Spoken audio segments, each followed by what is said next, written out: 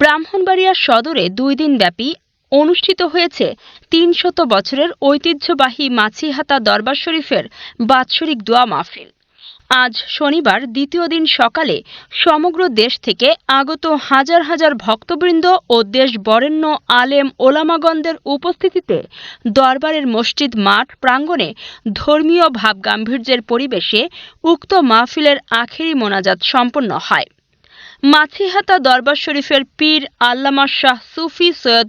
জাফরুল কুদ্দুস গালেব এর সার্বিক পরিচালনায় মাহফিলে নসিহতপূর্ণ বক্তব্য রাখেন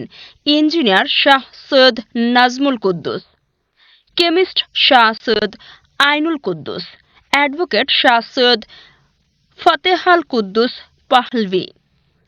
খতিবুল মাশায়েখ শাহ সৈয়দ খায়রুল কুদ্দুস আজিম প্রমুখ। অনুষ্ঠানে বক্তারা মহান সাধক হযরত শাহ সৈয়দ ইদ্রিস রহমতুল্লাহ ও হযরত শাহ সৈয়দ আবু সালেহ রহমতুল্লাহের পবিত্র জীবন কাহিনী, ত্যাগ, তিতিক্ষা ও মানব কল্যাণে তাদের অবদান গভীর শ্রদ্ধার সঙ্গে তুলে ধরেন।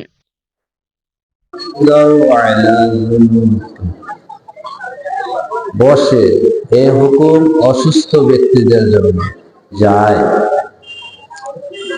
আর আমার প্যার নবীজির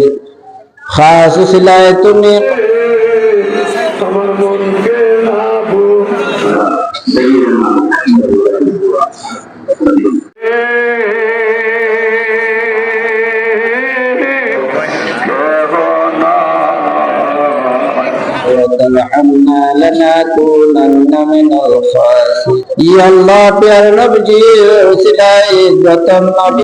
প্যার নবীজির ছেলে মেয়ে, নাতি নাতনি, বংশধর যত সাহাবে কেরামগণ দুনিয়া হইতে বিদায় নিতেন বা